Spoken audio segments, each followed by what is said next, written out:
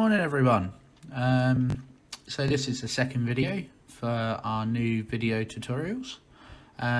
Today we're going to go through a mountain edit. I mentioned in my previous video about pulling round sections like this and making sure your selection's good and correcting the sky, because when we do a grad filter like we were doing in the last video, it does a straight line and you can graduate it, you can make it look amazing, but when it comes to mountains it's a little bit different. Anything with a hillside makes it a lot harder to make the selection, so we're going to go through that today.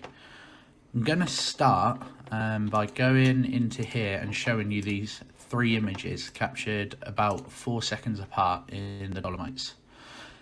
The reason I'm showing you is on this image here, if you have a look where it's underexposed, it might look better when you pull up, and we can do a very quick adjustment and we can make that look pretty good off the cuff. Problem here is if we come into the darks, you can see all of this noise. Problem with that, when you come to print, it will look really bad and grainy. So we're going to just reset that one. I'm going to show you the three images side by side again. So we'll click here, we'll pull them all up. This is a technique called ETTR, which is exposed to the right. This image here is definitely the best exposure. If you were going to go for one image, it would be this one, purely because we can correct that. But again, when we pull back, the noise will all be up. This was all shot on 100 ISO. If you're not sure on ISO settings, make sure you have a quick look and you get your head around that. So even with 100 ISO, you're going to get noise. So we're going to work with this image here. The reason being, we have overexposed here, so the good thing is when we pull down, so we're going to be dragging our exposure to the left, not the right, you won't add noise.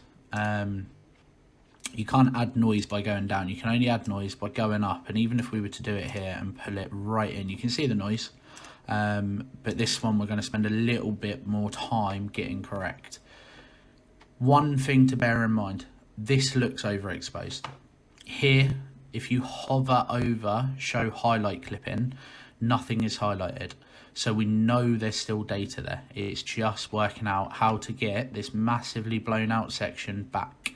I know there's a lovely cloud sat here. We can see that from the other two exposures. So there's a cloud sat just in here, which we want to pull back. So we're going to start by correcting the overall image. The whole image we're going to pull back and make it so that it's balanced like the first image is, the second image, sorry. So the second image, pretty good exposure. We want it to look as balanced as that. We weren't using graduation filters on the day. The reason being, because of this mountain, I didn't fancy a soft grad. I just wanted to shoot how it was and show you how we can pull this back. Just to explain about the image, me and Ben were sat on this hillside for a good couple of hours with Jeff Bartlett. We were sat waiting, nothing seemed to happen, and then for about 5 or 6 minutes this whole sky just lit up. The camera obviously doesn't show you all the oranges that were coming through the scene. I'll get into how to pull it all back shortly. So we're going to start by correcting the overall scene.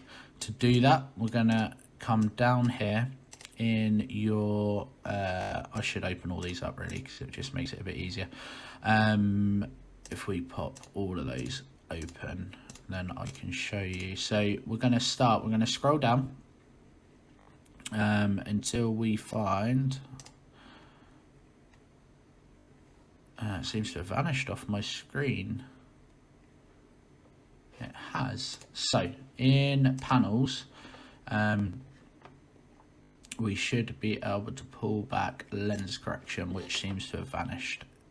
So inside profile, there we go. We can remove chromatic aberration, and we can also enable profile corrections. If you didn't watch the last video, it explains a little bit more in there.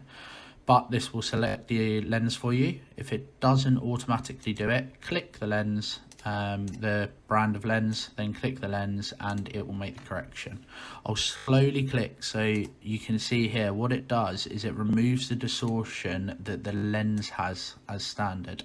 It's a very wide lens. I was shooting on 15mm, so on full frame, very wide. So what this will do, as I click here, it will just get rid of that distortion. The other thing is the tripod leg. So I'm going to start by just cropping. I'm going to hold shift as I crop here, pull in, just so we get rid of that tripod leg, but keep the rule of thirds in. So we've got this nice third section here on the diagonal, and we've got this through here. So press enter. That will then correct. So we've got not a lot of barrel distortion, and we've also got rid of the tripod leg there. Okay, so now we're going to start correcting the image.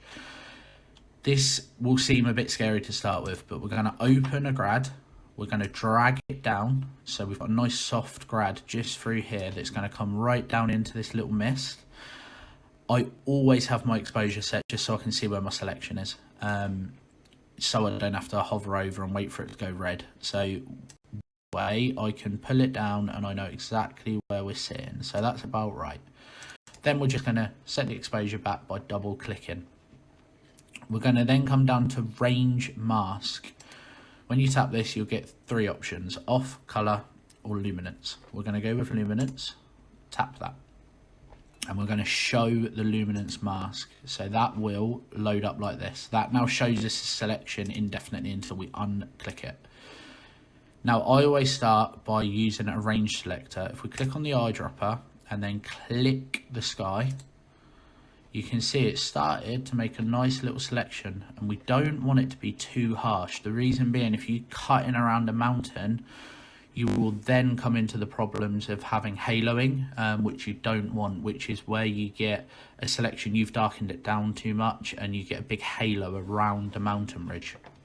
So we're going to keep that selection as is and then fine tune it here. So if you can see it as I'm adjusting, it is adjusting with it. You got to remember there is a cloud coming in here, so we know that's going to be a little bit rough, and we're just going to soften it a little bit. At the moment that looks quite good, so we're going to drop the pipet back down. We're going to take off the show luminance mask, and we're going to now play with the settings inside the grad to see what we can get. If we drop the exposure, you can see the selection's actually very even. Got a tiny bit of halo coming in here, but not a great deal, but we can soften that up. So then once we've pulled that down, we're going to pull highlights down, just back this little detail here, and we're going to pull down the whites, not too much. And what we're trying to do now is balance the top with the bottom, not worrying too much about the contrast or anything like that yet. We'll play with that later, but if you look at it and you look at the histogram, we've got a lovely little bit here that just arches in the middle, which is perfect for data. Ideally it'd be right up here, but for the image we've got, we'll pull the data back soon. With regards to the whites, you've got to go a little careful, because you can see if you go too far, what it does is it greys out. You get no gamma left, and it looks not too natural. So we're just going to fine tune in like that the overall exposure. That looks quite good. Now what we're going to do is we add a little bit of contrast, just a fraction, and what this will do is this will just bring it in to the foreground where the light's hitting. Okay, so as you can see, now we've got quite an evenly exposed top and bottom. Just fine tuning.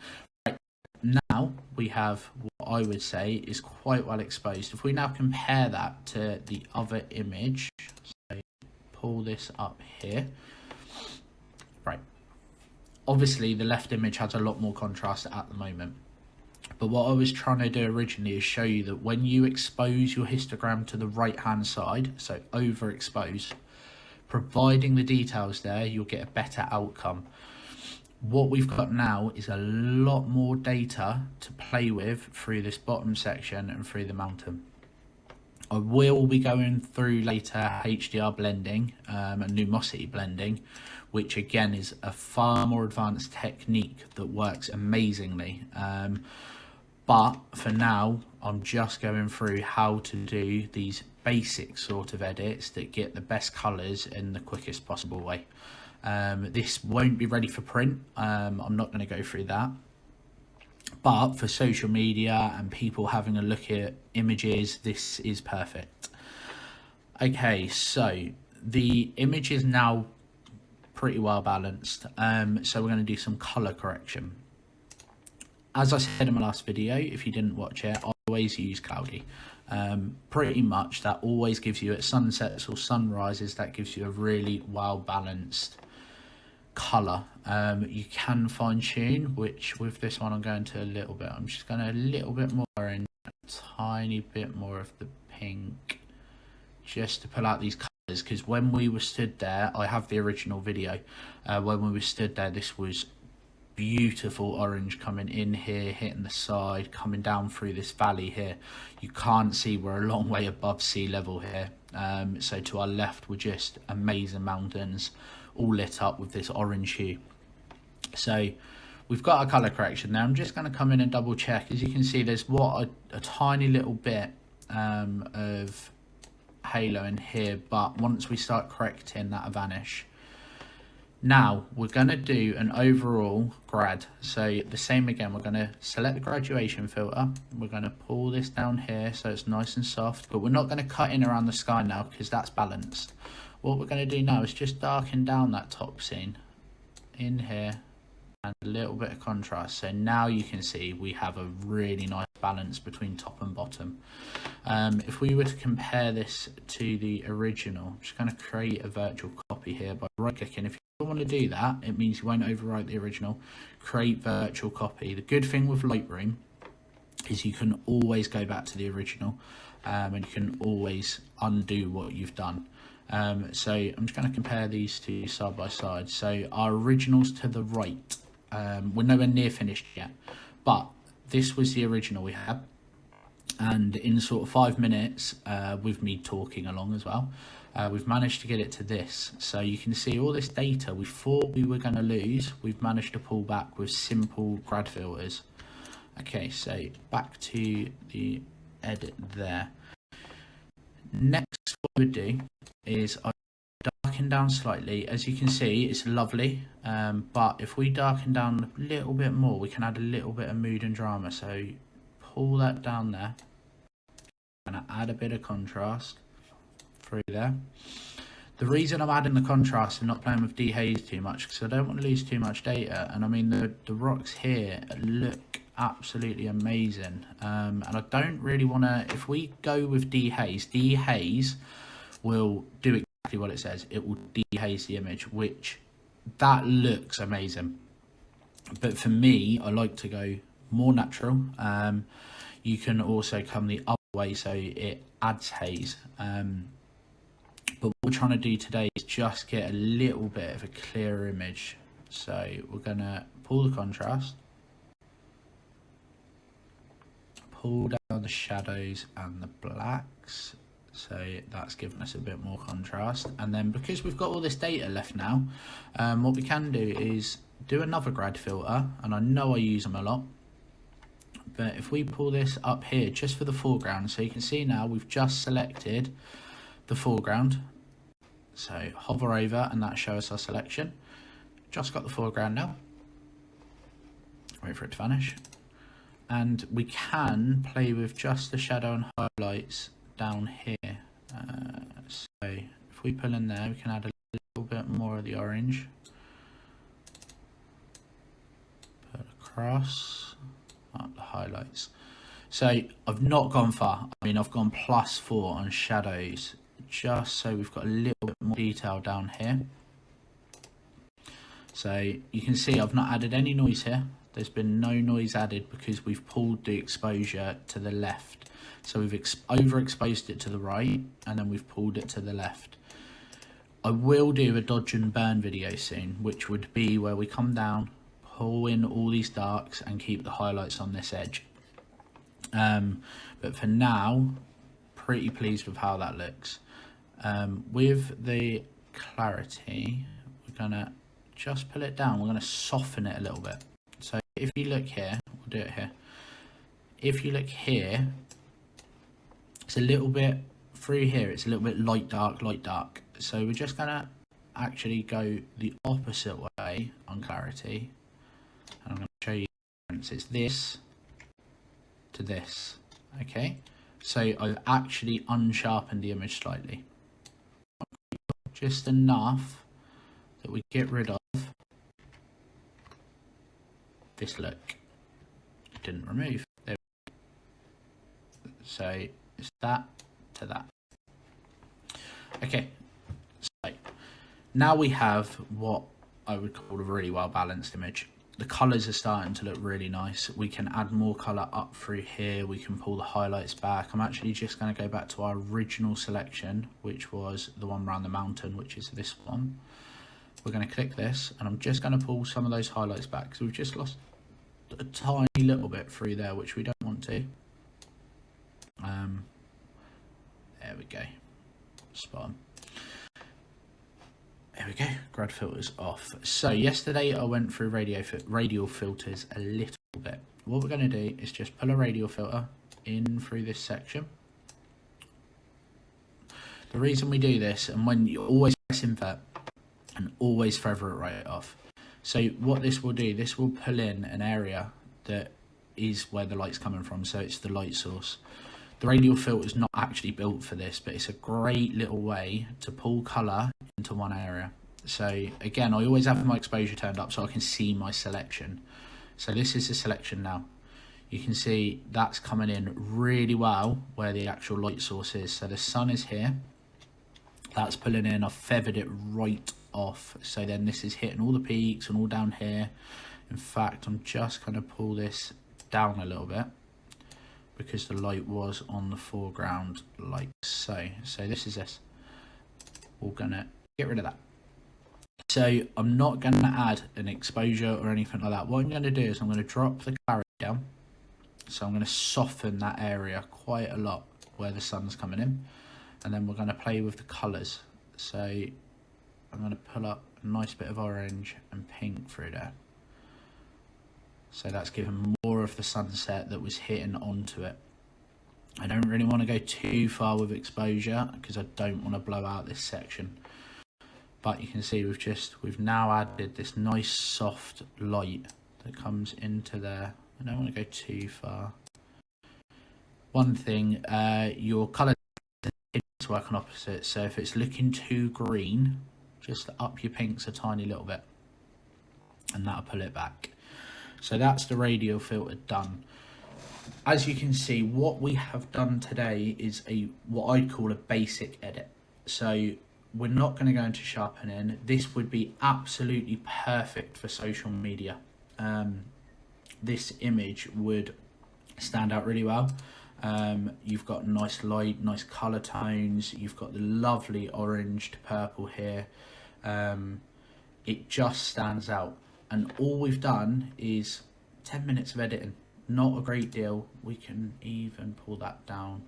Don't be scared to play with your sliders when you think you've got the edit how you want, because sometimes you'll re-look at something and you'll go, oh, why didn't I do that? So have a play with it before you get to the end. Those final couple of clicks can always make, when you're doing social media images, can always make something a little bit different. But the most important thing of this tutorial is the luminance. So don't forget that button's there. That will give you such a good selection around the mountain. It's so easy to use. I'll go through that one again because that is a very important one. We're just going to do an extra. So we'll drag a grad down. That's our selection. Ignore how it looks. Then we're going to range mask to luminance. Show luminance mask. Now we can see it. The pipette to the selection you want, which is the sky. And then we're going to fine tune it. It's that simple. We'll fine tune in. We'll smooth it off a little bit. So now we've got such a good selection. And you can, once you put your pipette down, you can drag this down further and it will remember all of the selection. So we can rotate, we can play with the grad a little bit more. Like I say, the reason I'm showing you this is when you're coming to hillsides and mountains and not a straight horizon like the seaside, this is key. Then we'll turn off the luminance mask and then as you can see, you're just changing that one source of light that's coming through. It's so good what you want when you're editing hillsides, mountains, anything along those lines. I'm just going to check on deleting the correct one here. Yeah, so it's this one. So just press delete on it and it'll vanish. Nice and simple. That's where I'm going to stop today. I really like that edit. It's come out really well. I mean, if you wanted, it's a little flat through here. We could sort of just play with the dehaze a little bit, just to unflatten, and then the green here, we can just pull it back with a little bit of purple. You don't want to go too far, and I mean, I probably have now. I've gone a little bit too far on this edge. But there we have it. It's a real nice technique to cut around mountains without going into Photoshop and coming through all of the other bits of software you can use. Lightroom's really powerful for this sort of thing. I've got a list of videos I'm going to make next, but if anyone has any plans, any ideas, that they really want help with that involves Lightroom or Photoshop, if they're not sure on removing people from images, how to clone, anything down to sharpening, let me know in the comments below. Letting me know in the comments below would be absolutely ideal, because at the moment I'm running off of a sheet that I've made, stuff I'm happy to do tutorials on. It would be brilliant if you could kind of let me know what you want to know. With all that said, I've added this cool little title screen at the end. On the right hand side, you can subscribe to the channel just by clicking my face, and on the left hand side a video would have popped up, next video for you guys to watch. So I hope you've enjoyed. Like I say, pop in the comments below and let me know what you want to learn about. Doesn't matter how basic, even if it's importing and exporting, it would be amazing to hear from you to know what way I should go with this. Thanks for watching.